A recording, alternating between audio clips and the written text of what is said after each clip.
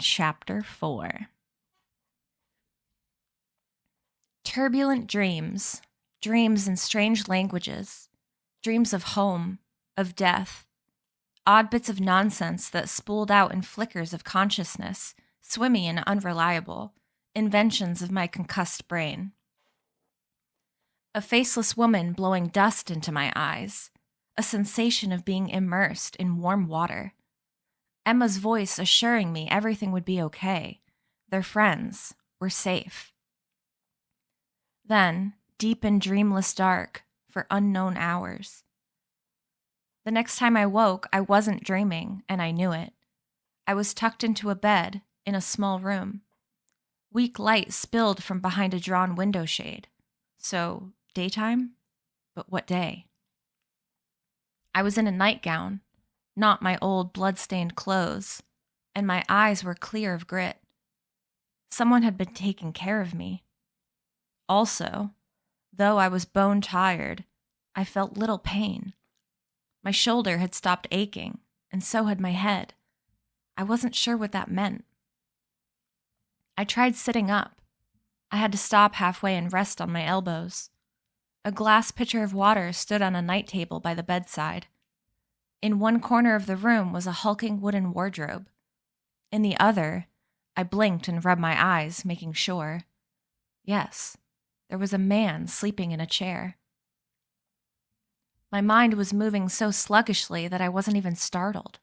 I merely thought, that's odd. And he was. So odd-looking. In fact, that I struggled briefly to understand what I was seeing. He seemed a man composed of halves.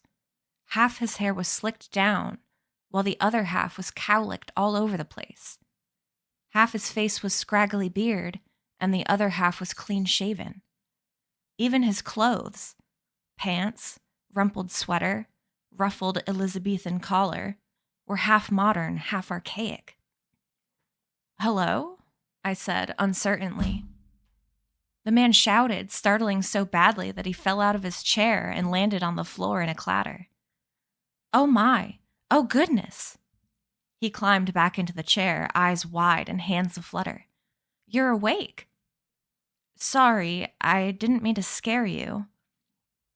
"Ah, no, it was my fault entirely," he said, smoothing his clothes and straightening his ruffled collar.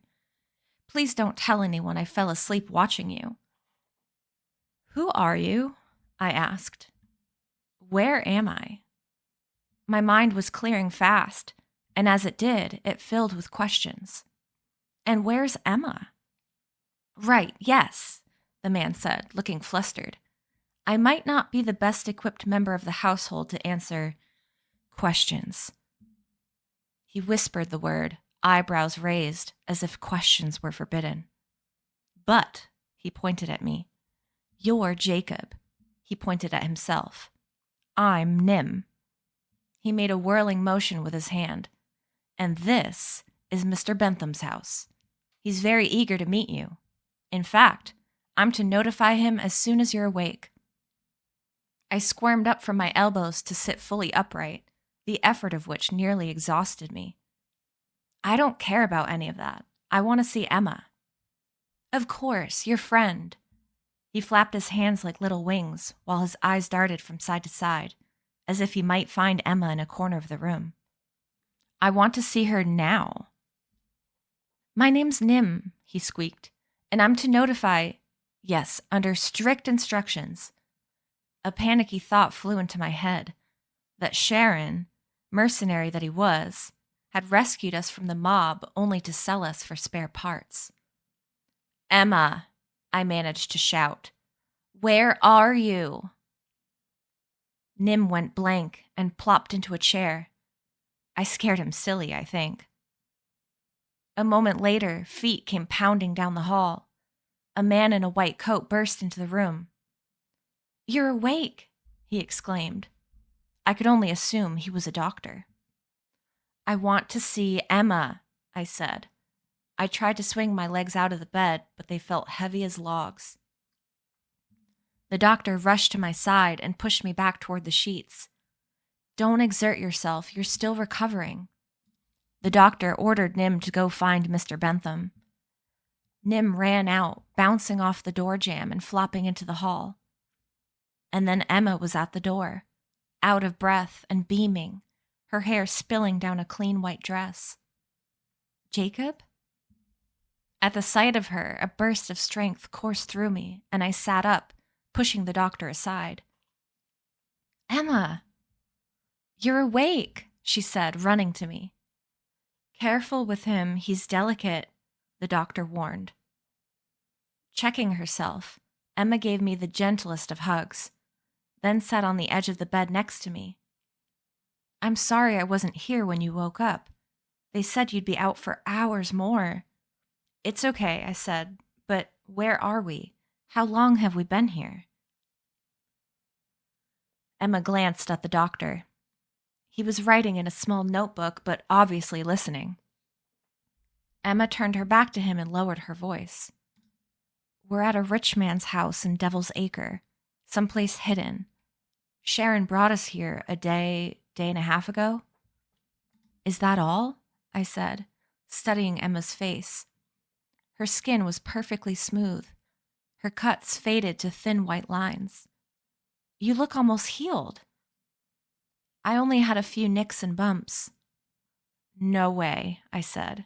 I remember what happened out there. You had a broken rib and a torn shoulder, the doctor interjected. They have a woman here, Emma said. A healer.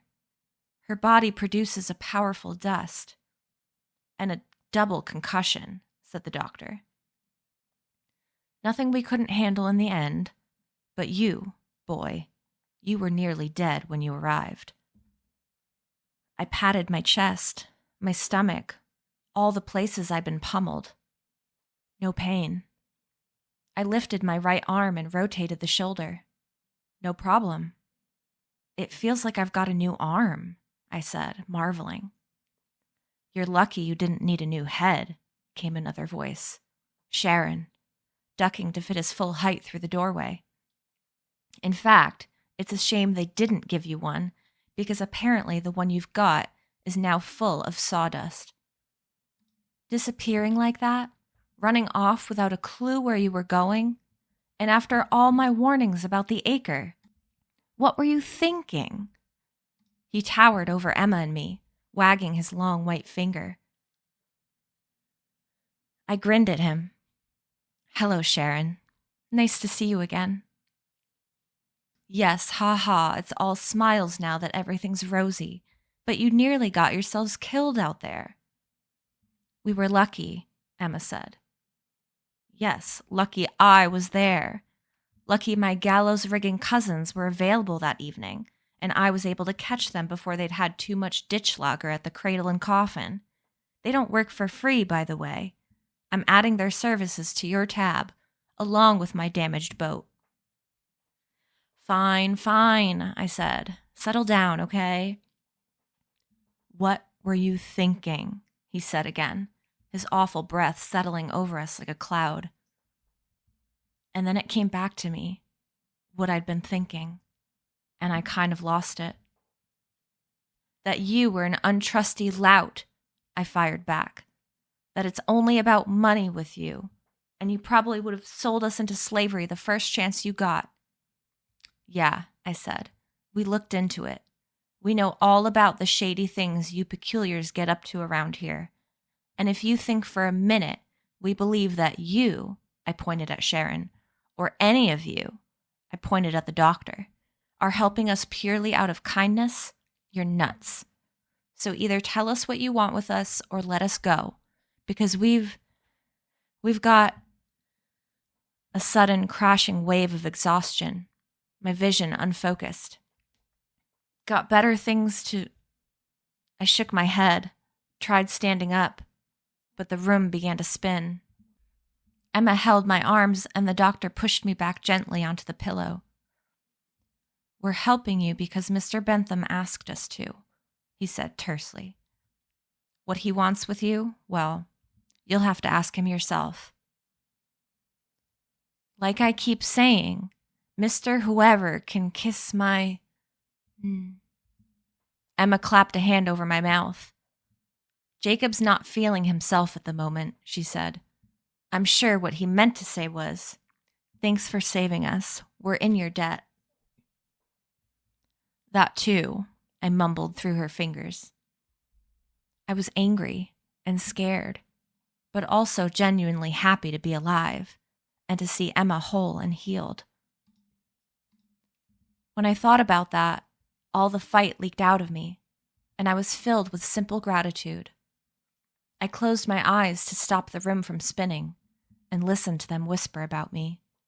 He's a problem, said the doctor. He can't be allowed to meet Mr. Bentham like this.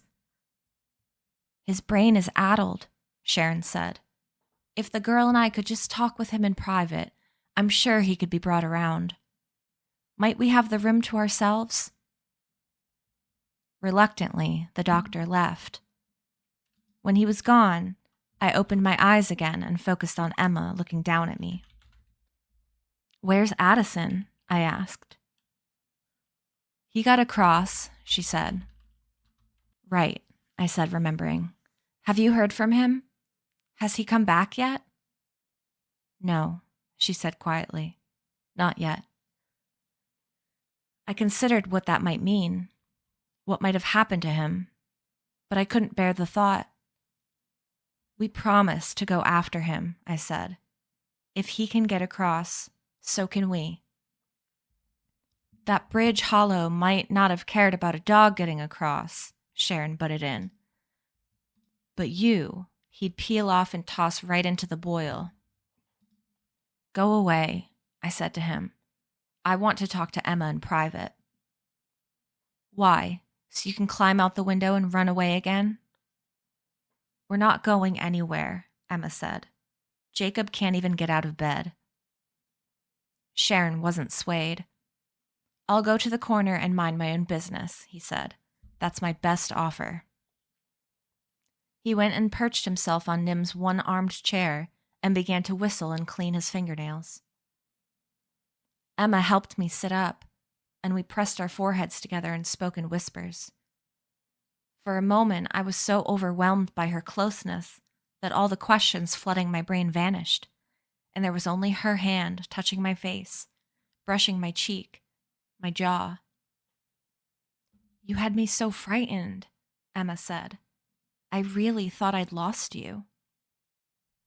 I'm fine, I said. I knew I hadn't been, but it embarrassed me to be worried over.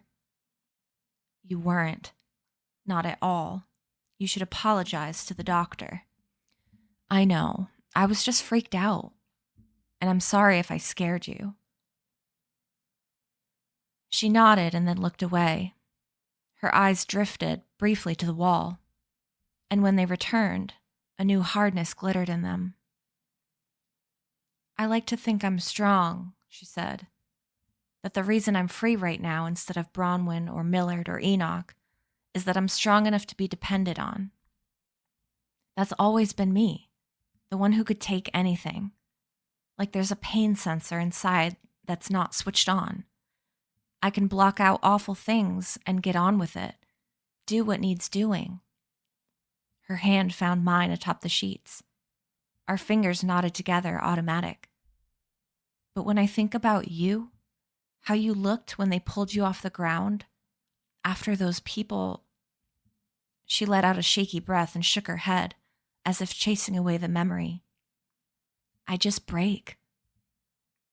Me too, I said, remembering the pain I felt whenever I saw Emma hurt, the terror that gripped me every time she was in danger. Me too. I squeezed her hand and searched for something more to say, but she spoke first. I need you to promise me something. Anything, I said. I need you not to die. I cracked a smile. Emma didn't. You can't, she said. If I lose you, the rest isn't worth a damn. I slid my arms around her, pulled her tight against me. I'll do my best. That's not good enough, she whispered. Promise me. Okay, I won't die. Say, I promise. I promise. You say it too. I promise, she said. Ah, Sharon said airily from the corner. The sweet lies lovers tell. We broke apart. You're not supposed to be listening, I said. That was long enough, he said, dragging his chair loudly across the floor and planting it next to the bed. We have important things to discuss, namely the apology you owe me. For what? I said, irritated. Impugning my character and reputation. Every word was true, I said. This loop is full of scumbags and creeps, and you are a money-driven lout. With not an ounce of sympathy for the plight of his own people, Emma added. Though, again, thank you for saving us. Around here, you learn to look out for number one, Sharon said. Everyone's got a story, a plight. Everyone wants something from you, and they're almost always lying. So yes, I remain unapologetically self-directed and profit-motivated. But I deeply resent your suggestion that I would have dealings of any kind with someone who trades in peculiar flesh. Just because I'm a capitalist doesn't mean I'm a black-hearted bastard. And how could we have known that? I said. We had to beg and bribe you not to abandon us at the dock, remember? He shrugged. That was before I realized who you are. I glanced at Emma, then pointed to my chest. Who I am? You, my boy. Mr. Bentham's been waiting a long time to speak to you. Since the day I first hung my shingle as a boatman, 40-odd years ago, Bentham ensured me safe passage in and out of the Acre if I promised to keep an eye out for you while I did it. I was to bring you to see him. And now, finally, I've kept my end of the bargain. You must have me confused with someone else, I said. I'm nobody. He said you'd be able to speak to Hollowgast. How many peculiars do you know who can do that? But he's only 16, Emma said. Really 16. So how can... That's why it took me a while to put it all together, said Sharon. I had to go see Mr. Bentham about it personally, which is where I was when you two ran away. You don't fit the description, see? All these years, I've been keeping watch for an old man. An old man, I said. Right. Who can talk to hollows. As I said. Emma tightened her grip on my hand, and we exchanged a look. No, it couldn't be. And then I swung my legs out of bed, charged with new energy. I want to talk to this Bentham guy. Right now. He'll see you when he's ready, Sharon said. No, I said. Now. As it happened, at that very moment there was a knock at the door. Sharon opened it to find Nim. Mr. Bentham will meet our guests for tea in 1 hour, he said, in the library. We can't wait an hour, I said. We've wasted too much time here already. At this, Nim went a bit red and puffed out his cheeks. Wasted? What Jacob meant, Emma said, is that we have another pressing engagement elsewhere in the Acre that we're already late for. Mr. Bentham insists upon meeting you properly, Nim said. As he always says, the day there's no time for manners, the world's lost to us anyway. Speaking of which, I'm to make sure you're dressed appropriately. He went to the wardrobe and swung open its heavy doors. Inside were several racks of clothes. You may choose what you like. Emma pulled out a frilly dress and curled her lip. This feels so wrong. Playing dress-up and having tea while our friends and inbrains are forced to endure bird knows what. We're doing it for them, I said. We only have to play along until Bentham tells us what he knows. It could be important. Or he could just be a lonely old man. Don't talk about Mr. Bentham that way, Nim said, his face puckering. Mr. Bentham is a saint, a giant among men. Oh, calm down, Sharon said. He went to the window and pulled open the blinds, allowing a weak, pea-soup daylight to dribble into the room. Up and at 'em, he said to us. You two have a date. I threw back my covers, and Emma helped me out of bed. To my surprise, my legs took my weight. I glanced out the window at an empty street enveloped in yellow murk, and then, with Emma holding my arm, went to the wardrobe to pick out a change of clothes. I found an outfit on a hanger tagged with my name. Can we have some privacy to change, please? I said. Sharon looked at Nim and shrugged. Nim's hands flapped. It wouldn't be proper. Oh, they're fine, Sharon said, waving his hand. No monkey business, all right? Emma turned beet red. I wouldn't have any idea what you mean. Sure you wouldn't. He shooed Nim out of the room, then paused at the doorway. I can trust you not to run away again? Why would we? I said. We want to meet Mr. Bentham. We're not going anywhere, Emma said. But why are you still here? Mr. Bentham asked me to keep an eye on you. I wondered if that meant Sharon would stop us if we tried to leave. Must be a pretty big favor you owed him, I said. Massive, he replied. I owe the man my life. And bending himself nearly in half, he squeezed out into the hallway. You change clothes in there, Emma said, nodding toward a small connecting bathroom. I'll change in here.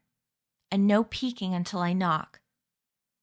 Okay, I said, exaggerating my disappointment in order to hide it. While seeing Emma in her underwear was an undeniably appealing prospect, all the life-threatening peril we'd endured lately had put that part of my teenage brain into a kind of deep freeze. A few more serious kisses, though, and my baser instincts might start to reassert themselves. But anyway, I shut myself in the bathroom, all gleaming white tile and heavy iron fixtures, and leaned over the sink to examine myself in a silvered mirror. I was a mess. My face was puffy and cross-hatched with angry pink lines, which were healing quickly, but still there, reminders of every blow I'd suffered. My torso was a geography of bruises, painless but ugly. Blood was caked into the hard-to-clean folds of my ears. The sight of it made me dizzy, and I had to grip the sink to stay upright. I had a sudden nasty flashback, fists and feet thrashing at me, the ground rushing up. No one had ever tried to kill me with bare hands before. That was something new, much different than being hunted by hollows, which ran on instinct. Different, too, than being shot at. Bullets were a quick, impersonal way to kill. Using your hands, though, that took work. It required hate. It was a strange and sour thing to know that such hatred had been directed at me. That peculiars who didn't even know my name had, in a moment of collective madness, hated me enough to try to beat out my life with their fists. I felt ashamed by it, dehumanized somehow, though I couldn't exactly understand why. It was something I'd have to reckon with, if one day I ever had the luxury of time to reckon with such things. I turned on the tap to wash my face. The pipes shuddered and groaned, but after a big orchestral flourish, they produced only a hiccup of brown water. This Bentham fellow might have been rich, but no amount of luxury could cocoon him from the reality of the hellish place where he lived. How had he ended up here? More intriguing still, how did the man know or know about my grandfather? Surely that's who Sharon had been referring to when he said Bentham was looking for an old man who could speak to hollows. Perhaps my grandfather had met Bentham during his war years, after he'd left Miss Peregrine's house, but before he'd come to America. It was a defining period of his life, which he'd spoken about only rarely, and never in detail. Despite all I'd learned about my grandfather in the past few months, in many respects, he remained a mystery to me. Now that he was gone, I thought sadly, perhaps it would always be so. I put on the clothes Bentham had given me, a preppy-looking blue shirt and a gray wool sweater combo with simple black pants. It all fit perfectly, as if they'd known I was coming. As I was slipping into a pair of brown leather Oxford shoes, Emma knocked on the door. "How are you faring in there?" I opened the door to a blast of yellow. Emma looked miserable in an enormous canary-colored dress with poofy sleeves and a hem that swam around her feet. She sighed. It was the lesser of many sartorial evils, I assure you. "You look like Big Bird," I said, following her out of the bathroom. "And I look like Mr. Rogers. This Bentham is a cruel man." Both references were lost on her. Ignoring me, she crossed to the window and looked out. "Yes, good." "What's good?" I said. "This ledge. It's the size of Cornwall, and there are handholds everywhere. Safer than a jungle gym." "And why would we care about the safety of the ledge?" I asked, joining her at the window. "Because Sharon's watching the hall, so obviously we can't go out that way." Sometimes it seemed like Emma had whole conversations with me inside her head, ones I wasn't privy to, and then she'd get frustrated that I was confused when she'd finally let me in on them. Her brain worked so quickly that once in a while it got ahead of itself. "We can't go anywhere," I said. "We've got to meet Bentham." "And we will. But I'll be hanged if I'm spending the next hour twiddling my thumbs in this room. Saintly Mr. Bentham is an exile living in Devil's Acre, which means he's likely a dangerous lowlife with a sordid past. I want to have a look around this house and see what we can find out. We'll be back before anyone notices we're gone. Word of honor."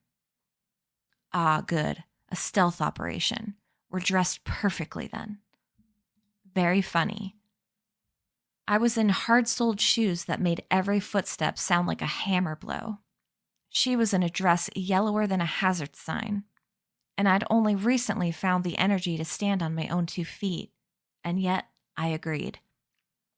She was often right about these things, and I had come to depend on her instincts. "If someone spots us, so be it," she said. "The man's waited eons to meet you, apparently. He's not going to kick us out now for giving ourselves a little tour." She opened the window and climbed onto the ledge. I stuck my head out cautiously. We were 2 stories above an empty street in the good section of Devil's Acre. I recognized a stack of firewood. It was where we'd been hiding when Sharon exited the abandoned-looking storefront. Directly below us was the law office of Monday, Dyson, and Stripe. There was no such firm, of course. It was a front, a secret entrance to Bentham's house. Emma offered her hand to me. "I know you're not a great fan of heights, but I won't let you fall." After being dangled above a boiling river by a hollow, this little drop didn't seem so frightening. And Emma was right. The ledge was wide, and decorative knobs and gargoyle faces protruded everywhere from the masonry, making natural handholds.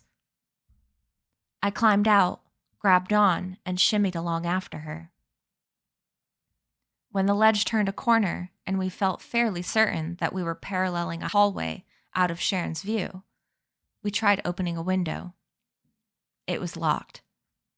We shimmied on and tried the next one, but it too was locked, as were the 3rd, 4th, and 5th windows.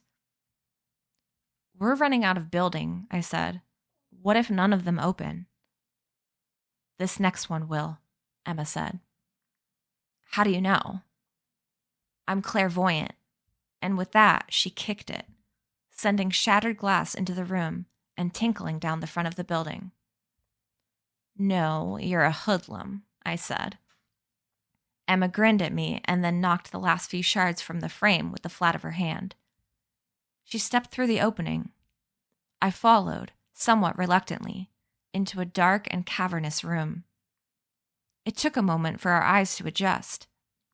The only light came from the window shade we'd just broken, its puny glow revealing the edge of a pack rat's paradise. Wooden crates and boxes climbed to the ceiling in teetering stacks, leaving only a small aisle between them. I get the feeling Bentham doesn't like to throw things away, Emma said. In reply, I released a rapid-fire triple sneeze. The air was swimming with dust. Emma blessed me and lit a flame in her hand, which she held up to the nearest crate. It was labeled RM AM-157. What do you think is in them? I said. We'd need a crowbar to find out, said Emma. These are sturdy. I thought you were a clairvoyant. She made a face at me. Lacking a crowbar, we ventured farther into the room, Emma enlarging her flame as we left the petering window light behind. The narrow path between the boxes led through an arched door into another room, which was equally dark and nearly as cluttered.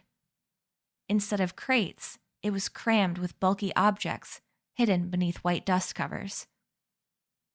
Emma was able to pull one away, but before she could, I caught her arm. What's wrong? She said, annoyed. There might be something awful under there. Yes, exactly, she said, and tore away the cover, which scared up a cyclone of dust. When the air cleared, we saw ourselves reflected dimly in a glass-topped case of the sort you'd find in museums, waist-high and about 4 feet square. Inside, neatly arranged and labeled, were a carved coconut husk, a whale vertebra fashioned into a comb, a small stone axe, and a few other items the usefulness of which wasn't immediately obvious. A placard on the glass read, "Housewares used by peculiars on the island of Espiritu Santo, New Hebrides, South Pacific region, circa 1750. Huh, Emma said. Weird, I replied. She replaced the dust cover, even though there was little use in covering our tracks. It wasn't as if we could unbreak the window, and we moved slowly through the room, uncovering other objects at random. All were museum displays of one type or another. The contents bore little relation to one another, save that they had been once owned or used by peculiars. One contained a selection of brightly colored silks worn by peculiars in the Far East, circa 1800. Another displayed what appeared at first glance to be a wide cross-section of tree trunk, but upon closer inspection was in fact a door with iron hinges and a knob made from a tree knot. Its placard read, "Entrance to a peculiar home in the Great Hibernian Wilderness, circa 1530. Wow, Emma said, leaning in for a closer look. I never knew there were so many of us in the world. Or used to be, I said. I wonder if they're still out there. The last display we looked at was labeled Weaponry of the Hittite Peculiars, K. Mackley Underground City. No date. Bafflingly, all we could see inside were dead beetles and butterflies. Emma swung her flame around to look at me. I think we've established that Bentham's a history buff. Ready to move on? We hurried through 2 more rooms filled with dust-covered display cases, then arrived at a utilitarian staircase, which we climbed to the next floor. The landing door opened onto a long and lushly carpeted hallway. It seemed to go on forever. Its regularly spaced doors and repeating wallpaper created a dizzying impression of endlessness. We walked along, peeking into rooms. They were furnished identically, laid out identically, wallpapered identically. Each had a bed, a night table, and a wardrobe, just like the room I'd recuperated in. A pattern of red poppy vines curled across the wallpaper and continued through the carpeting in hypnotic waves, making the whole place seem like it was being slowly reclaimed by nature. In fact, the rooms would have been entirely indistinguishable had it not been for the small brass plaques nailed to the doors, which each gave a unique name. All were exotic sounding. The Alps room, the Gobi room, the Amazon room. Perhaps 50 rooms lined the hallway, and we were halfway down its length, hurrying now, certain there was nothing of use to be discovered here. When a blast of air rolled over us, it was so cold it prickled my skin. "Ooh," I said, hugging myself. "Where did that come from?" "Could be someone left a window open," Emma said. "But it's not cold outside," I said, and she shrugged. We continued down the hall, the air chilling more the farther we went. Finally, we turned a corner and came to a section of hall where icicles had formed on the ceiling, and frost glistened on the carpet. The cold seemed to be emanating from one room in particular. We stood before it, watching flakes of snow waft one by one from the crack beneath its door. "That is very strange," I said, shivering. "Definitely unusual," Emma agreed, even by my standards. I stepped forward, my feet crunching on the snowy carpet, to examine the plaque on the door. It read, "The Siberia Room." I looked at Emma. She looked at me. "It's probably just a hyperactive air conditioner," she said. "Let's open it and find out," I said. I reached for the knob and tried it, but it wouldn't turn. "It's locked." Emma put her hand on the knob and kept it there for several seconds. It began to drip water as ice melted from inside it. "Not locked," she said. "Frozen."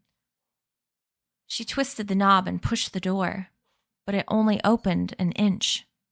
Snow was piled up on the other side.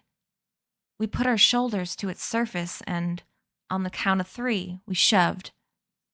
The door flung open, and a gust of Arctic air slapped us. Snow flurried everywhere, into our eyes, into the hall behind us.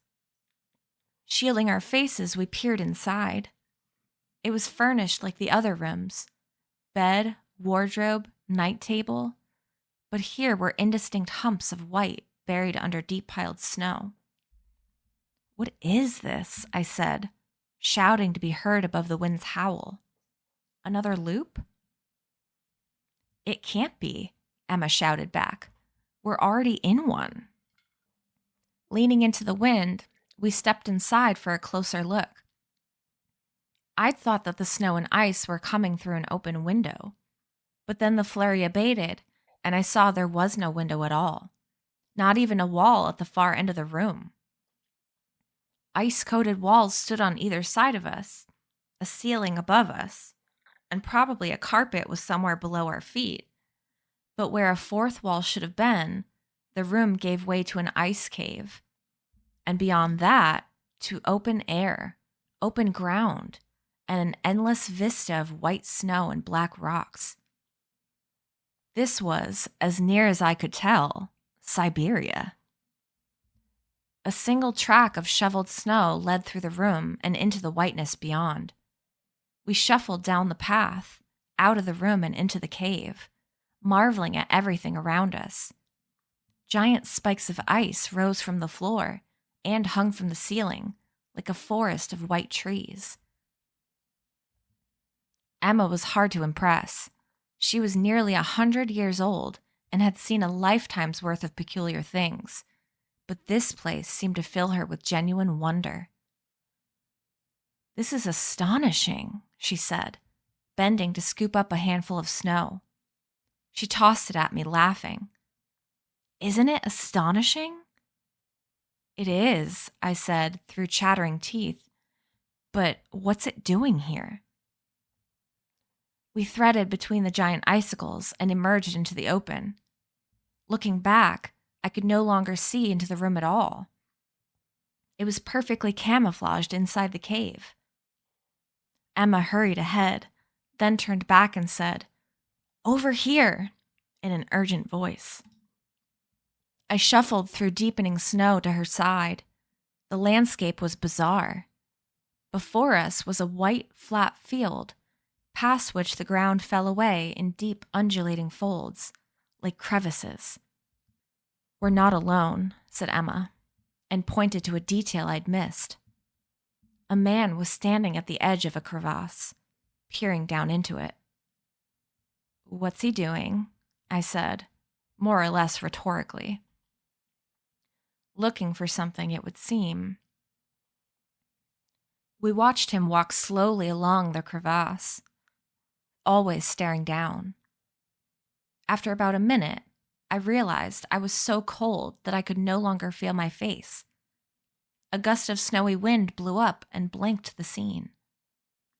When it died down a moment later, the man was staring right at us. Emma stiffened. "Uh-oh. Do you think he sees us?" Emma looked down at her bright yellow dress. "Yes." We stood there for a moment, our eyes locked on the man as he stared at us across the white wasteland, and then he took off running in our direction. He was hundreds of yards away through deep snow and a landscape of undulating fissures. It was unclear whether he meant us harm, but we were in a place we weren't supposed to be, and it seemed like the best thing to do was leave. A decision that was soundly reinforced by a howl, the likes of which I'd heard only once before, in the gypsies' camp. A bear. A quick look over our shoulders confirmed it. A giant black bear had clawed its way up from one of the crevasses to join the man on the snow, and they were both coming after us, the bear clearing ground much more quickly than the man. "Bear!" I shouted redundantly. I tried to run, but my frozen feet refused to cooperate. Seemingly impervious to the cold, Emma grabbed my arm and swept me along. We lurched back into the cave, stumbled through the room, and tripped out the door, around which a penumbra of blowing snow was filling the hallway. I pulled the door shut behind us, as if that would stop a bear, and we retraced our steps down the long hall, down the stairs, and back into Bentham's dead museum to hide ourselves among his white-draped phantoms. We hid between a wall and a hulking, dust-sheeted monolith in the farthest corner we could find, straitjacketing ourselves into a space so narrow that we could not turn to face each other, the cold we'd run from settling firmly into our bones. We stood silent and shivering, stiff as mannequins, the snow on our clothes melting into puddles at our feet. Emma's left hand took my right. It was all the warmth and meaning we could trade. We were developing a language that was entirely untranslatable into words, a special vocabulary of gestures and glances and touches and increasingly deep kisses that was growing richer, more intense, more complex by the hour. It was fascinating and essential, and in moments like this, made me just a little less cold and a little less scared than I might have been otherwise. When after a few minutes no bears showed up to eat us, we dared to exchange whispers. "Was that a loop we were in?" I asked. "A loop within a loop?" "I don't know what that was," Emma replied. "Siberia. That's what the door said." If that was Siberia, then the room it was in was some kind of portal, not a loop. And portals don't exist, of course. "Of course," I replied, though it wouldn't have been so strange to believe in a world where time loops exists, and that portals did too. "What if it was just a really old loop?" I suggested. Like Ice Age old, 10 or 15,000 years. Devil's Acre might have looked like that back then. "I don't think there are any loops that ancient," Emma said. My teeth chattered. "I can't stop shaking," I said. Emma pressed her side to mine and rubbed my back with her warm hand. If I could make a portal to anywhere, I said, Siberia would not be high on my list of choices. Where would you go then? Hawaii maybe? Though I guess that's boring. Everyone would say Hawaii. Not me. Where would you go? The place you're from, Emma said, in Florida. Why on earth would you want to go there?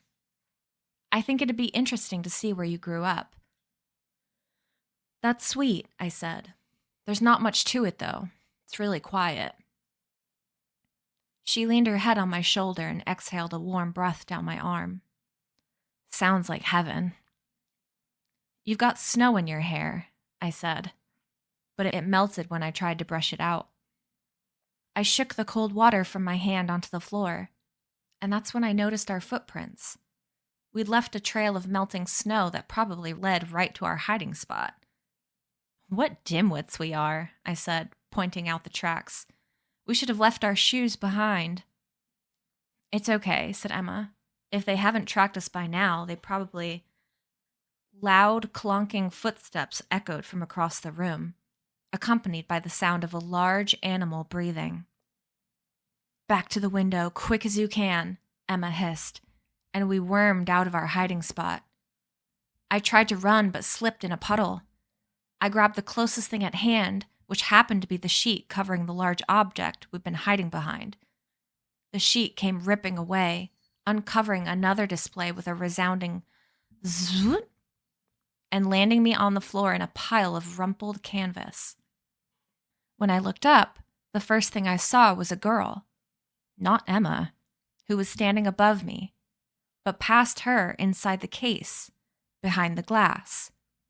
She had a perfectly angelic face and a ruffled dress and a bow in her hair, and she stared glassily at nothing in what seemed the permanent rictus of a taxidermied human being. I freaked. Emma turned to see what I was freaking out about, and then she freaked. She dragged me to my feet, and we ran.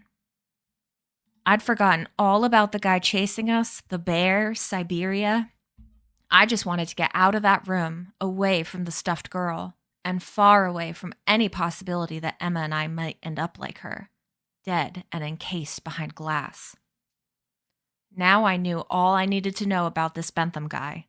He was some kind of twisted collector, and I was sure that if we looked under more dust covers, we'd find more specimens like the girl. We'd spun around a corner only to find, towering before us, a terrifying 10-foot mountain of fur and claws. We screamed, tried too late to stop running, and slid into a pile at the bear's feet. Then we cowered, waiting to die. Hot, stinking breath rolled over us.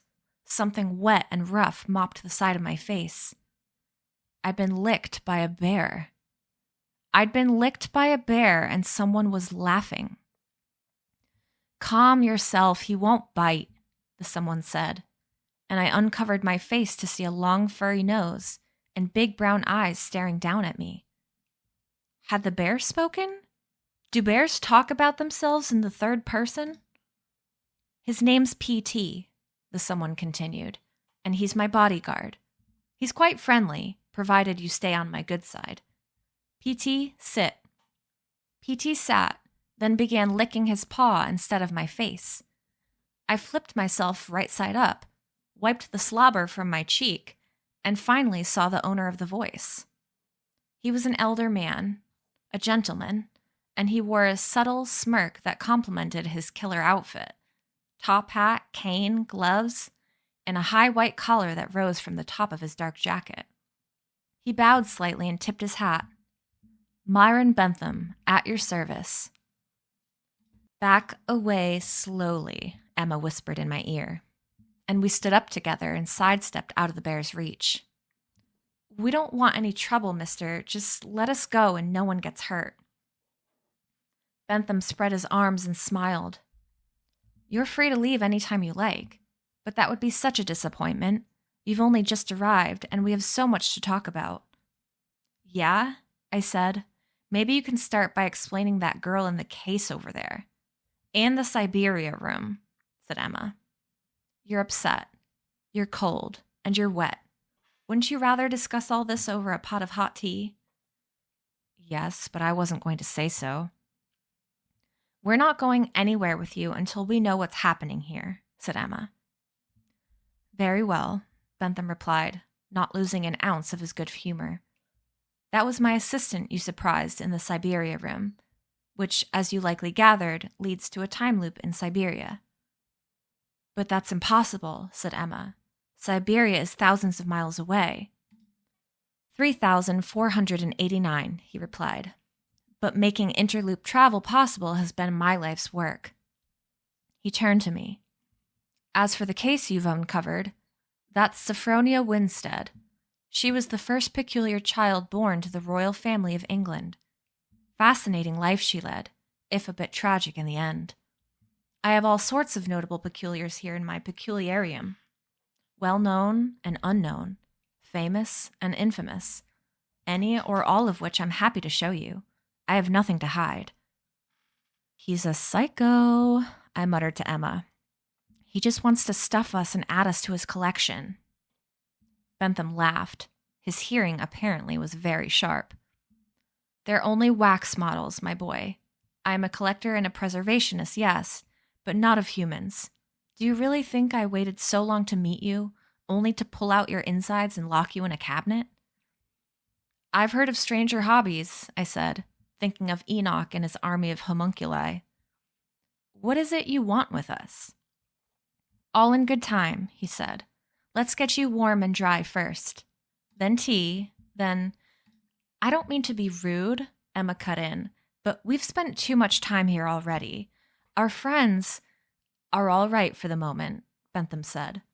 I've looked into the matter, and it isn't as close to midnight for them as you might imagine. How do you know? Emma said quickly. What do you mean it isn't close? What do you mean looked into it? I said, talking over her. All in good time, Bentham repeated. I know it's difficult, but you must be patient. There's too much to tell all at once, and in such a starry state. He stretched out an arm toward us. Look, you're shivering. Fine then, I said. Let's have tea. Excellent, said Bentham. He rapped his cane twice on the floor. P.T., come. The bear grunted in an agreeable sort of way, stood on its hind legs, and walked, waddling like a stubby-legged fat person, to where Bentham stood. Upon reaching him, the animal bent down and scooped him up into the air, carrying him like a baby, one paw supporting his back and the other his legs. I know it's an unconventional way to travel, Bentham said over P.T.'s bushy shoulder, but I tire easily. He pointed ahead of them with his cane and said, P.T., library. Emma and I watched in amazement as P.T. began to walk away with Mr. Bentham. You don't see that every day, I thought, which was true of nearly everything I'd seen that day. P.T., stop, Bentham commanded. The bear stopped. Bentham waved to us. Are you coming? We'd been staring. Sorry, Emma said, and we ran to catch up. We wended our way through the maze after Bentham and his bear. Is your bear peculiar? I asked. Yes, he's a grim bear, said Bentham, rubbing P.T.'s shoulder affectionately. They are the preferred companion of Imbrines in Russia and Finland, and grim bear taming is an old and respected art among peculiars there. They're strong enough to fight off a hologast, yet gentle enough to care for a child. They're warmer than electric blankets on winter nights, and they make fearsome protectors, as you'll see here. P.T. left. As Bentham extolled the virtues of grim bears, we came into a small anteroom. Under a glass canopy in the middle of the room were 3 ladies, and towering over them, a giant, vicious-looking bear. My breath caught for a moment before I realized they were motionless, another of Bentham's displays. That's Miss Waxwing, Miss Troupial, and Miss Grabe, Bentham said, and their grim Alexei. The grim bear, on second look, appeared to be protecting the wax imbrines. The ladies were posed calmly around it while the bear was raised on its hind legs, frozen mid-roar, while swiping its paw at an enemy. Its other paw rested almost sweetly on one of the Imbrine's shoulders, and her fingers were hooked around one of its long nails, as if to demonstrate her casual mastery over such a fearsome creature. Alexei was P.T.'s great-uncle, Bentham said. Say hello to your uncle, P.T. P.T. grunted. If only you could do that with hollows, Emma whispered to me.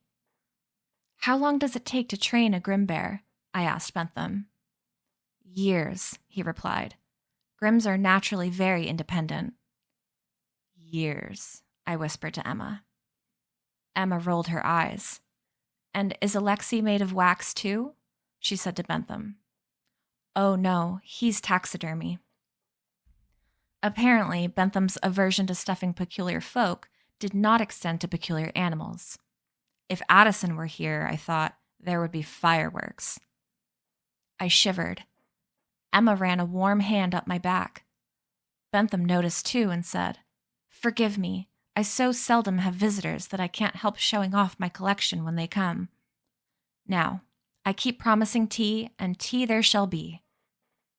Bentham pointed his cane, and P.T. resumed walking. We followed them out of the dust-sheeted artifact storerooms through other parts of the house. It was in many ways the home of an average rich man.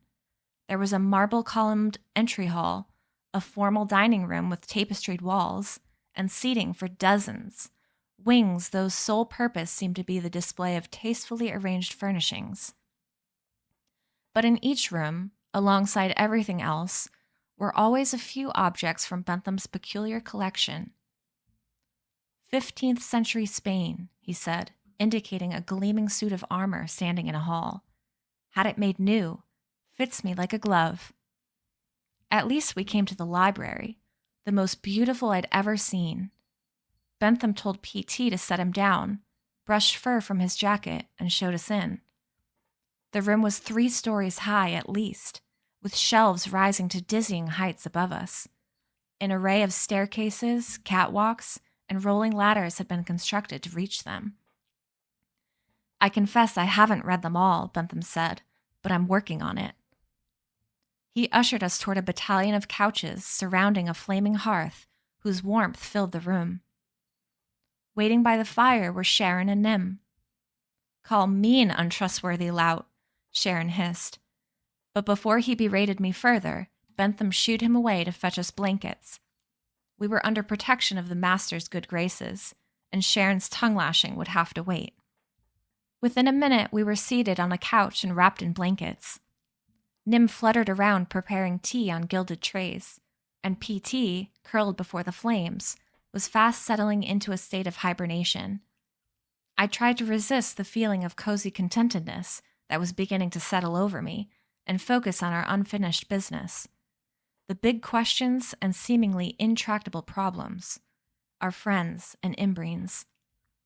The absurd and hopeless task we had assigned ourselves. It was enough to crush me if I thought about it all at once, so I asked Nim for 3 lumps of sugar and enough cream to turn the tea white, then downed it in 3 gulps and asked for more. Sharon had retreated to a corner, where he could sulk but still overhear our conversation. Emma was eager to dispense with the formalities. So, she said, can we talk now? Bentham ignored her. He was sitting across from us but staring at me, the oddest little grin on his face. What? I said, wiping a dribble of tea from my chin. It's uncanny, he replied. You're the spitting image. Of who? Of your grandfather, of course. I lowered my teacup. You knew him? I did. He was a friend to me long ago, when I badly needed one. I glanced at Emma. She'd gone a bit pale and was clenching her teacup. He died a few months ago, I said. Yes, I was very sorry to hear it, Bentham said, and surprised, to be honest, that he held out as long as he did. I assumed he'd been killed years ago. He had so many enemies, but he was exceedingly talented, your grandfather. What was the nature of your friendship exactly? Said Emma, her tone like a police interrogator's. And you must be Emma Bloom, Bentham said, finally looking at her. I've heard a great deal about you." She seemed surprised. "You have?" "Oh, yes. Abraham was very fond of you." "That's news to me," she said, blushing. "You're even prettier than he said you were." She clenched her jaw. "Thank you," she said flatly. "How did you know him?" Bentham's smile wilted. "Down to business, then?" "If you wouldn't mind." "Not at all," he said, though his demeanor had cooled by a few degrees. "Now, you've asked me before about the Siberia room, and I know, Miss Bloom, that you were unsatisfied with the answer I gave." "Yes, but we are more interested in Jacob's grandfather and why you brought us here." "They are related, I promise. That room, and this house generally, is the place to begin." "Okay," I said. "Tell us about the house." Bentham took a deep breath and steepled his fingers against his lips for a moment, thinking. Then he said, "This house is filled with priceless artifacts I've brought back over a lifetime of expeditions, but none are more valuable than the house itself. It is a machine, a device of my own invention. I call it the Panlupticon." "Mr. Bentham's a genius," Nim said, laying a plate of sandwiches before us. "Sandwich, Mr. Bentham?" Bentham waved him away. "But even that is not quite bedrock," he continued. "My story begins long before this house was built, when I was a lad about your age, Jacob. My brother and I fancied ourselves explorers. We pored over the maps of Perplexus Anomalus and dreamed of visiting all the loops he discovered, of finding new ones and visiting them not just once, but again and again. In this way, we hoped to make peculiardom great again." He leaned forward. "Do you understand what I mean?" I frowned. "Make it great with maps?" "No, not just with maps. Ask yourself, what makes us weak as people?" "Whites?" Emma guessed. "Hollows?" I said. "Before either of them existed," Bentham prodded. Emma said, "Persecution by normals?" "No, that is just a symptom of our weakness. What makes us weak is geography. There are, by my rough estimate, some 10,000 peculiars in the world today. We know there must be, just as we know there must be other planets in the universe that harbor intelligent life. It is mathematically mandatory." He smiled and sipped his tea. "Now just imagine 10,000 peculiars, all with astounding talents, all in one place and united by a common cause. They'd be a power to be reckoned with, no?" "I suppose so," Emma said. "Most definitely so," Bentham said. "But we are splintered by geography into hundreds of weak subunits, 10 peculiars here, 12 there, because it is extraordinarily difficult to travel from a loop in the Australian outback, for example, to a loop in the Horn of Africa. There are not only the inherent dangers of normals and the natural world to consider, but the dangers of aging forward during a long journey. The tyranny of geography precludes all but the most cursory visits between distant loops, even in this modern era of air travel." He paused for a moment before continuing, his eyes scanning the room. "Now then, imagine there was a link between that loop in Australia and the one in Africa. Suddenly, those two populations could develop a relationship, trade with each other, learn from each other, band together to defend each other in times of crisis.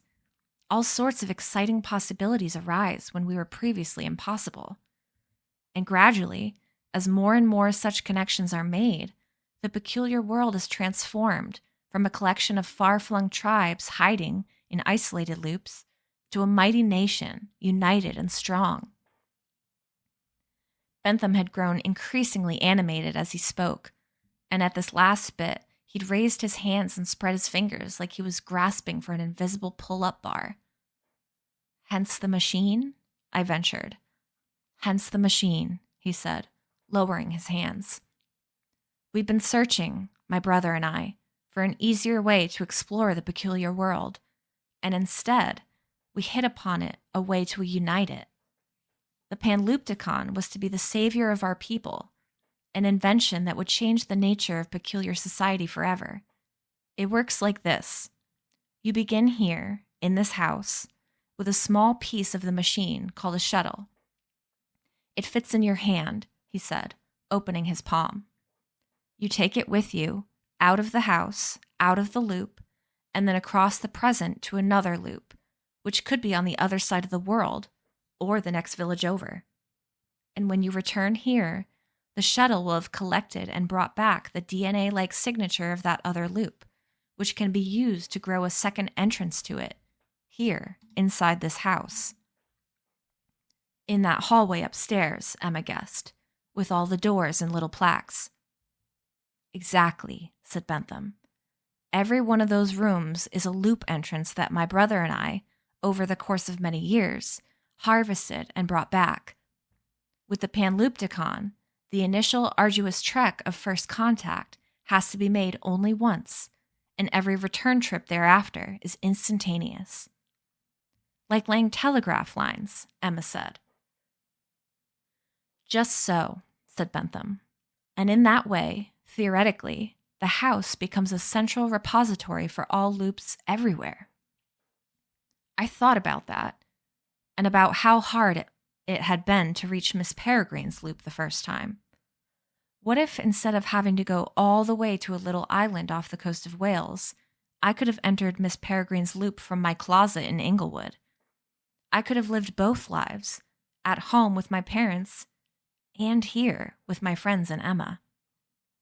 Except, if that had existed, Grandpa Portman and Emma would never would have had to break up, which was a sentence so strange it gave me the tailbone tingling willies.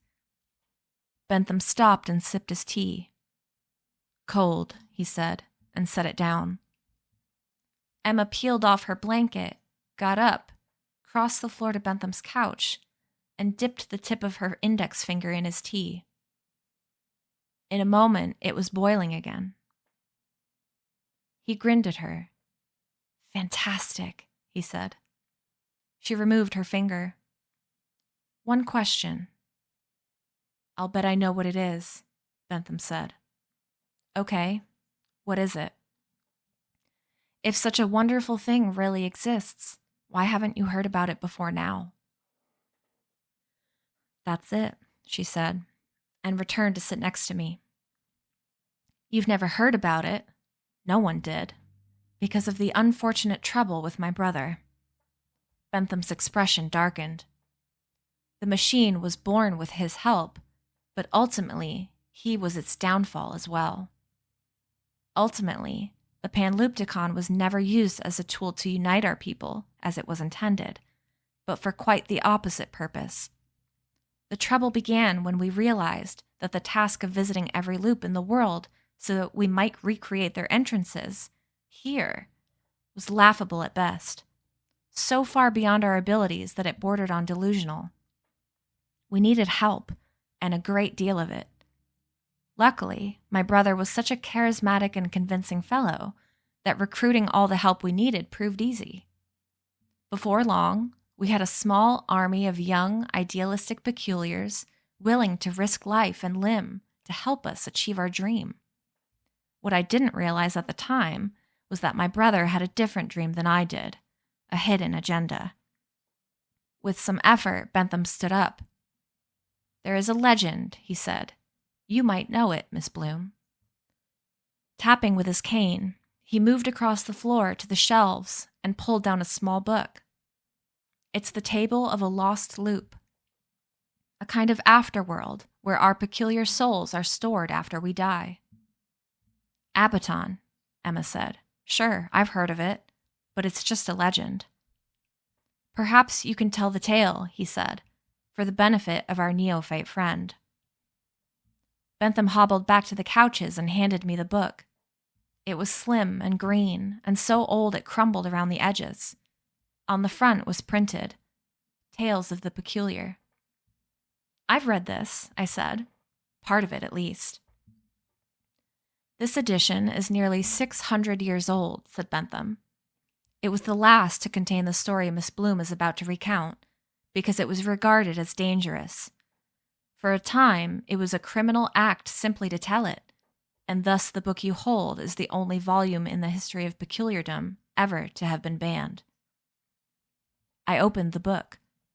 Every page was handwritten in ornate, superhumanly neat script, and every margin was crowded with illustrations. It's been a long time since I've heard it, Emma said tentatively. I'll help you along, Bentham said, lowering himself gently on the couch. Go on. Well, Emma began, the legend goes that back in the old days, the really, really thousands of years ago old days, there was a special loop peculiars went to when they died.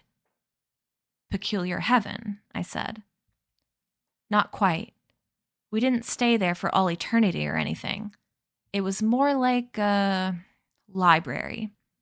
She seemed uncertain of her word choice and looked at Bentham. Right? Yes, he said, nodding. It was thought that peculiar souls were a precious thing in limited supply, and it would be a waste to take them with us to the grave. Instead, at the end of our lives, we were to make a pilgrimage to the library, where our souls would be deposited for future use by others. Even in spiritual matters, we peculiars have always been frugal-minded. The first law of thermodynamics, I said. He looked at me blankly. Matter can neither be created nor destroyed, or souls in this case.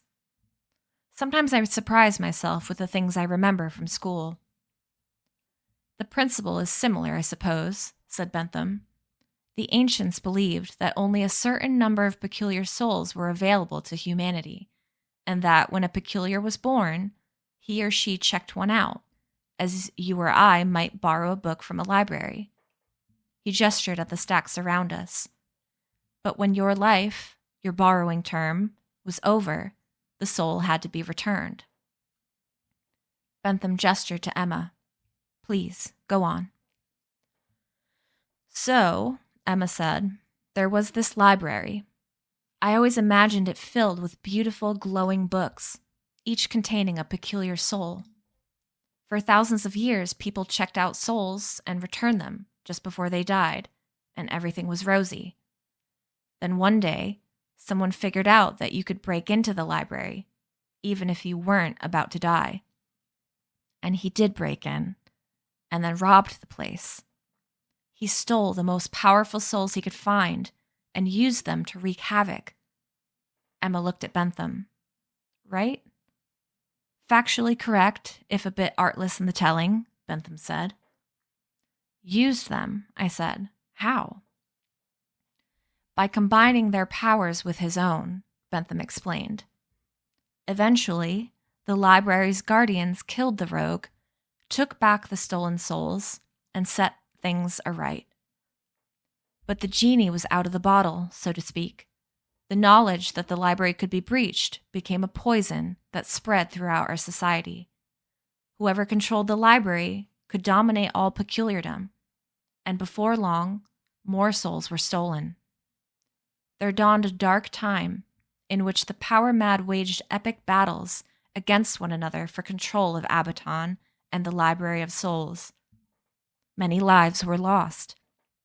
The land was scorched. Famine and pestilence reigned, while peculiars with power beyond imagination murdered one another with floods and lightning bolts. This is where normals got their tales of gods fighting for supremacy in the sky. Their clash of the Titans was our battle for the Library of Souls. I thought you said this story wasn't real, I said. I'm getting to that, Bentham said, then turned to Nim, who was hovering nearby. You can go, Nim. We don't need any more tea. Sorry, sir. Didn't mean to eavesdrop, sir, but this is my favorite part. Then sit. Nim dropped cross-legged to the floor and propped his chin on his hands. As I was saying, for a short but terrible time, destruction and misery befell our people. Control of the library changed hands often, accompanied by immense bloodletting. Then, one day, it stopped. The self-declared king of Abaton had been killed in battle, and the one who killed him was on his way to claim the library for himself, but he never found it. Overnight, the loop had disappeared. Disappeared, I said. There one day, gone the next, said Emma. Poof, said Nim. According to legend, the Library of Souls was located in the hills of the ancient city of Abaton. But when the would-be king arrived to claim his prize, the library was gone. So was the town. Gone as if they'd never been there at all. A smooth green meadow in their place. That's crazy, I said.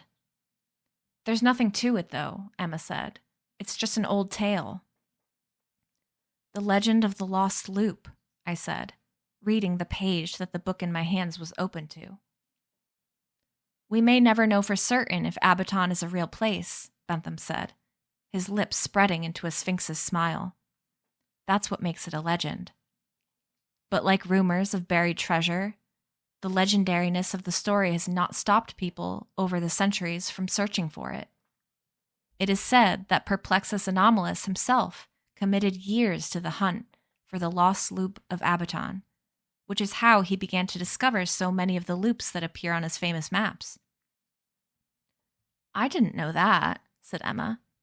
I suppose something good came of it then. And something very bad, Bentham added. My brother, too, believed the story.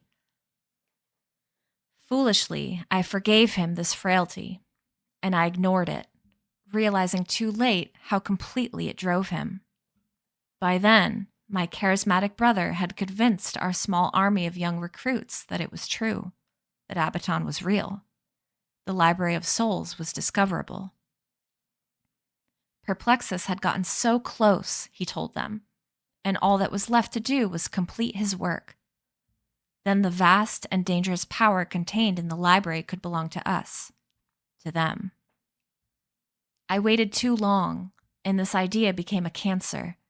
They searched and searched for the lost loop, mounting expedition after expedition, each failure only fueling their zeal. The goal of uniting peculiardom was forgotten. All along, my brother had cared only about ruling it, like the would-be peculiar gods of old. And when I tried to challenge him and regain control of the machine I'd built, he smeared me as a traitor, turned the others against me, and locked me in a cell. Bentham had been squeezing the crook of his cane like a neck he wished he could wring.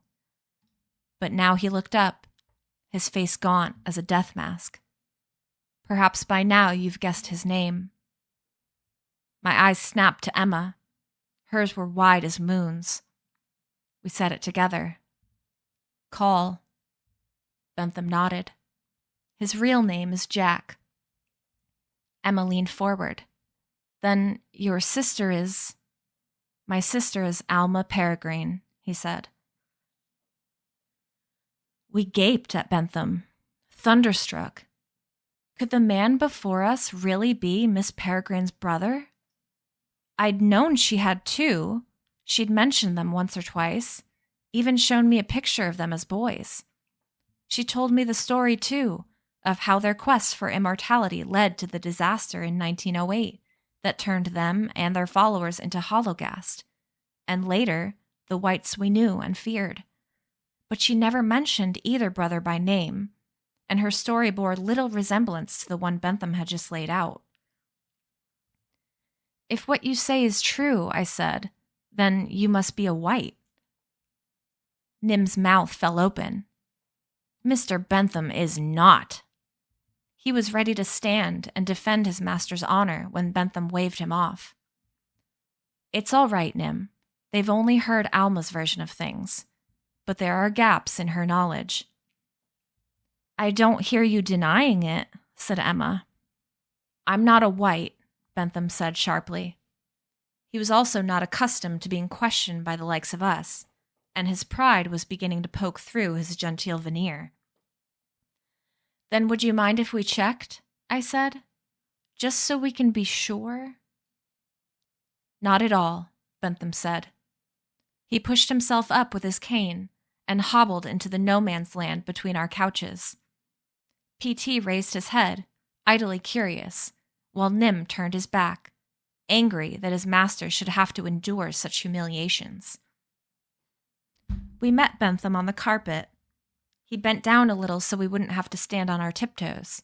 He was surprisingly tall, and waited while we searched the whites of his eyes for signs of contact lenses or other fakery. His pupils were terribly bloodshot, as if he hadn't slept in days, but otherwise unsuspicious. We stepped back. Okay, you're not a white, I said, but that means you can't be Cole's brother. I'm afraid the set of assumptions you're working from is erroneous, he said. I was responsible for my brother and his followers becoming hologast, but I never became one myself. You made the hollows? Emma said. Why? Bentham turned and gazed into the fire. It was a terrible mistake, an accident. We waited for him to explain. It seemed to cost him real effort to drag up the story from wherever he'd hidden it away. It was my fault for letting things go on as long as they did, he said heavily. I kept telling myself that my brother wasn't as dangerous as he seemed. It was only after he imprisoned me, and it was too late to act, that I realized how wrong I'd been. He stepped closer to the warmth of the fire and knelt down to stroke the bear's wide belly, letting his fingers get lost in P.T.'s fur. I knew Jack had to be stopped, and not simply for my own sake, nor because there was any danger he'd ever find the Library of Souls. No, it was clear his ambitions had grown beyond that. For months, he'd been molding our recruits into the foot soldiers of a dangerous political movement. He cast himself as an underdog fighting to wrest control of our society from what he called the infantilizing influence of Imbrines. Imbrines are the reason our society still exists, Emma said bitterly. Yes, Bentham said, but you see, my brother was terribly jealous. From the time we were boys, Jack envied our sister's power and status. Our inborn abilities were puny compared to hers. By her 3rd birthday, the elder Imbrines who cared for us knew Alma was a great talent. People made such a fuss over her, and it drove Jack mad. When she was a baby, he would pinch her just to see her cry. When she practiced turning into a bird, he would chase her and pluck her feathers. I saw an angry flame curl up from one of Emma's fingers, which she extinguished in her tea. That ugliness only deepened over time, Bentham said. Jack was able to harness and exploit the same poisonous envy latent in some of our fellow peculiars. He held meetings and made speeches, rallying malcontents to his cause. Devil's Acre was fertile ground, since many of the peculiars here were exiles, alienated from and hostile to Imbrinic matriarchy. The clay wings, Emma said. Before the whites became whites, that's what they called themselves. Miss Peregrine taught us a little about them. We don't need their wings, Jack used to preach. We'll grow wings of our own. He meant this metaphorically, of course, but they used to march around wearing fake wings as a symbol of their movement. Bentham stood up and motioned us toward the bookshelves. Look here, I still have a photo or two from those days, a few he wasn't able to destroy. He pulled down an album from a shelf and turned to a picture of a large crowd listening to a man speak. Ah, here's Jack giving one of his hateful speeches. The crowd, almost exclusively male, wore big, sturdy hats and were packed 30 deep, balancing on boxes and clinging to fence tops to hear what Cole had to say. Bentham turned the page and showed us another photo, this one of 2 hale young men in suits and hats, one grinning earnestly, the other expressionless. That's me on the left, Jack on the right, Bentham said. Jack only smiled when he was trying to get something out of you. Lastly, he turned to a photo of a boy with a pair of large owlish wings that spread from behind his shoulders. He was slouched on a pedestal and regarded the camera with quiet contempt, one eye hidden behind his cocked hat. Printed across the bottom were the words, "We don't need their wings." One of Jack's recruiting posters, Bentham explained. Bentham held the second photo closer, studying his brother's face. "There had always been a darkness in him," he said, "but I refused to see it. Alma's vision was sharper. She pushed Jack away early, but Jack and I were close in age and in mentality, or so I thought. We were chums, thick as thieves, but he hid his true self from me. I didn't see him for what he was until the day I said, 'Jack, you have to stop this,' and he had me beaten and thrown into a lightless hole to die. By then it was too late." Bentham looked up, his eyes reflecting the fire's glow. "It's quite something to realize you mean less than nothing to your own brother." He was quiet for a moment, tangled in an awful memory. "But you didn't die," said Emma. "You turned them into hollows." "Yes." "How?" "I tricked them." "Into becoming horrible monsters?" I said. "I never meant to turn them into monsters. I meant only to get rid of them." He returned stiffly to the couch and lowered himself onto the cushions. "I was starving, near death when it came to me. The perfect story with which to ensnare my brother. A lie as old as humanity itself, the fountain of youth. With my finger, I scratched it into the dirt of my cell floor. The steps of an obscure loop manipulation technique that could reverse and forever eliminate the dangers of aging forward. Or so it seemed. In reality, that was just a side effect of what the steps truly described, which was an arcane and largely forgotten procedure to collapse loops quickly and permanently in an emergency. I pictured the auto-destruct button of a sci-fi cliché, a supernova in miniature, stars winking out. I never expected my trick to work so well, Bentham said.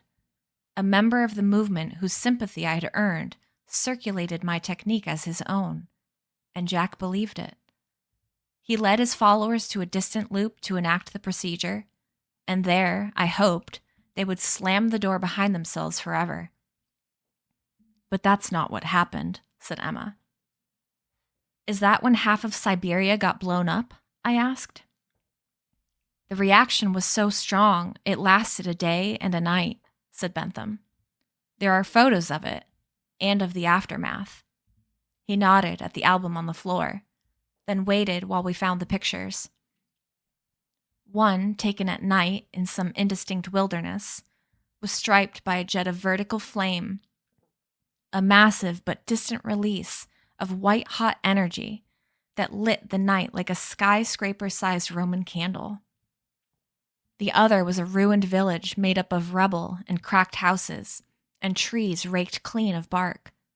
Just looking at it, I could almost hear a lonely wind blowing, the palpable silence of a place robbed suddenly of life. Bentham shook his head. Never in my wildest dreams did I imagine what would crawl out of that collapsed loop. For a brief moment afterward, things were quiet, released from confinement. I began to recover. I regained control of my machine. It seemed my brother's dark age had drawn to a close, but it was only the beginning. That was the start of the Hollow Wars, Emma said. Soon, we began to hear stories about creatures made of shadow. They were emerging from the ruined forests to feed on peculiars, and normals, and animals, and anything that would fit between their jaws. Once I saw one eat a car, Nim said. I said, a car? I was inside it, he replied. We waited for him to elaborate. And? Said Emma. I got away, he said, shrugging. The steering column got stuck in its throat. "May I continue?" said Bentham. "Of course, sir. My apologies." As I was saying, there wasn't much that would stop these new abominations, save the odd steering column and loop entrances. Luckily, we had plenty of those. So most of us dealt with the hollow gas problem by staying put in our loops, venturing out only when we had no choice. The hollows didn't end our lives, but they made them vastly more difficult, isolated, and dangerous. "What about the whites?" I asked. "I imagine he's coming to that," said Emma. "I am," said Bentham. 5 years after encountering my first hologhast, I met my first white. There was a knock at my door after midnight. I was in my house, safe inside my loop, or so I thought. But when I opened the door, there stood my brother Jack, a bit worse for wear, but looking like his old self, save his dead eyes, which were blank as unmarked paper. Emma and I had folded ourselves into cross-legged positions and were now leaning toward Bentham, hanging on his every word. Bentham stared over our heads with haunted eyes.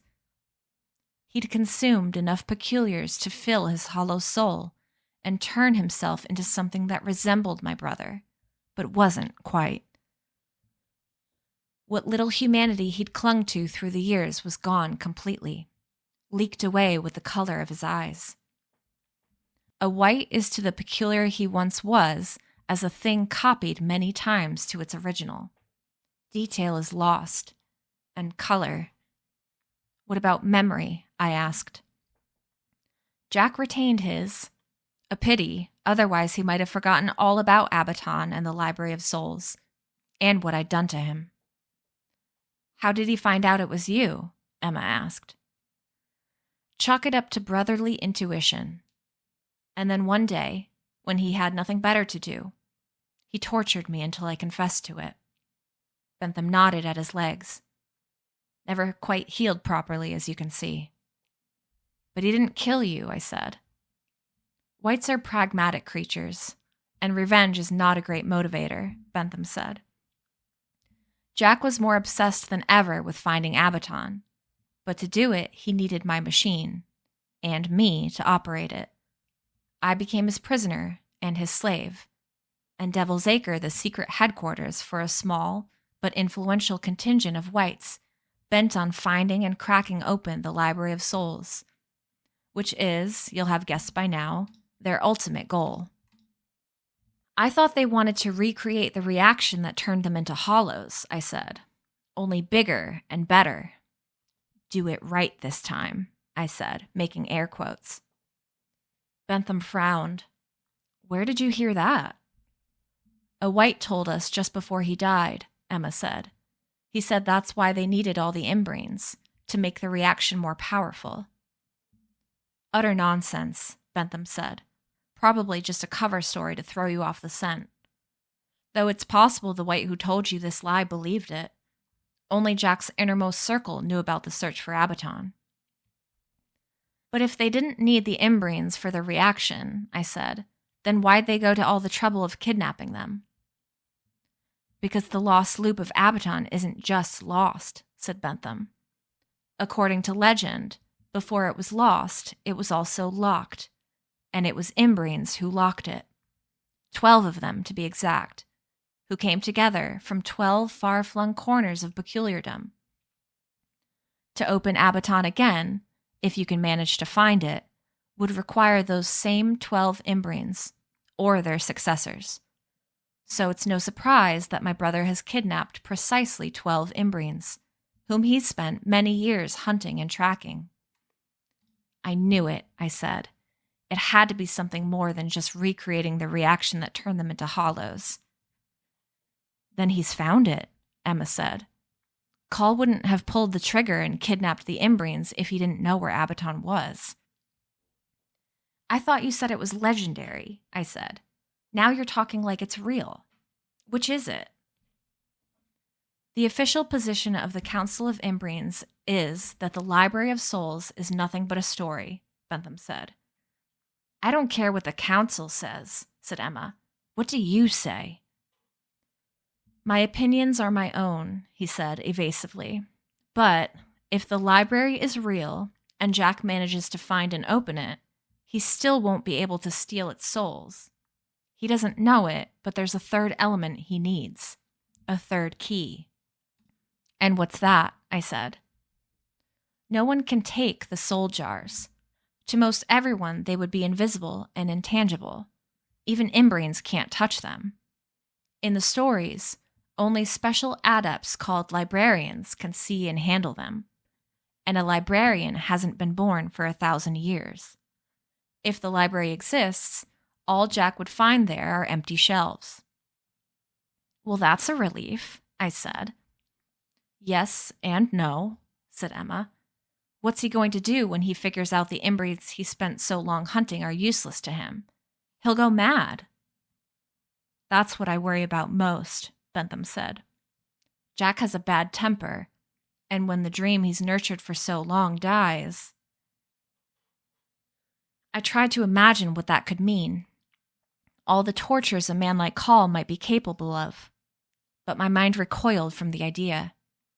It seemed the same horrors had broadcast themselves to Emma, because what she said next was sharp and charged with anger. We're going to get them back.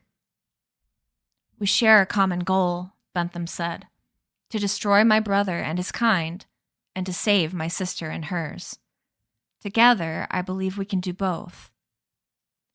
He looked so small in that moment, sunk into the massive couch, Cane leaning against his rickety legs, that I nearly laughed. How? I said. We'd need an army. Incorrect, he replied. The whites could easily repel an army. Luckily, we have something even better. He looked at Emma and me, his lips curling into a smile. We have the both of you. And luckily for you, you have me. Bentham leaned on his cane and rose slowly to his feet.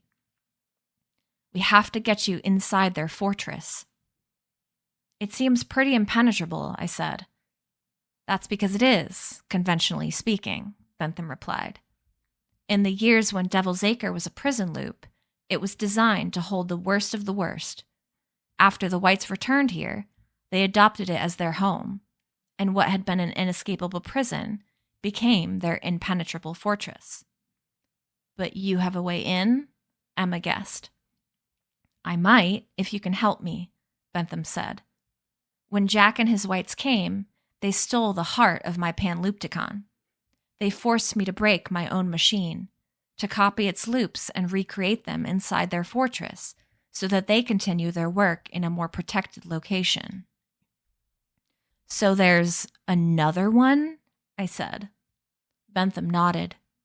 Mine is the original, and theirs is the copy, he said. The two are linked, and there are doorways in each that lead to the other. Emma sat up straight. You mean we can use your machine to get inside theirs? Correct. Then why haven't you? I said.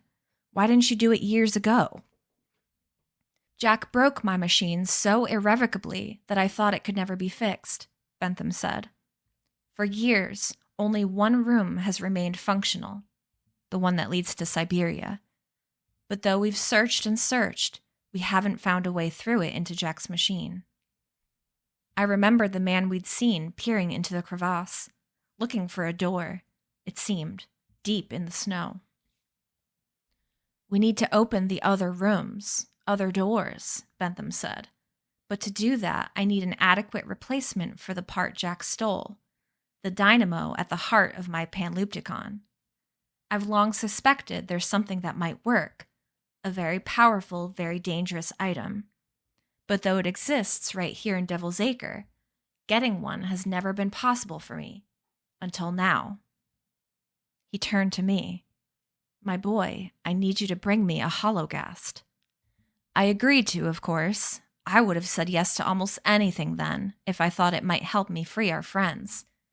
It occurred to me only after I'd said it, though, and Bentham had clapped his hands around mine and shook them, that I had no idea where to get a hologast. I was sure there were plenty inside the White's fortress, but we'd already established that there was no getting inside. That's when Sharon stepped out of the shadows that had been growing at the edges of the room to give us a bit of news. "Remember your friend who got smashed by a falling bridge?" he said. "Turns out he's not quite dead. They pulled him out of the ditch a few hours ago." "They?" I said. "The pirates. They've got him chained and caged down at the end of Oozing Street. He's causing quite a stir, I hear." "That's it then," Emma said, tensing with excitement. "We'll steal the hollow and bring him back here, restart Mr. Bentham's machine, open a door to the White's fortress, and get our friends back." "Simple," Sharon said, and he let out a barking laugh. "Except for that last part." "And the first," I said. Emma stepped close to me. "Sorry, love.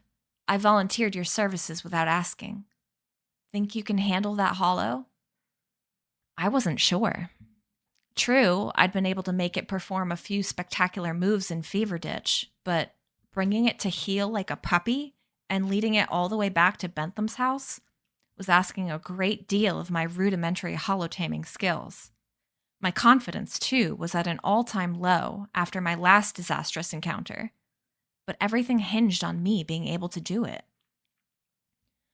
"Of course I can handle it," I took too long to say. "When can we go?" Bentham clapped his hands. "That's the spirit." Emma's gaze lingered on my face.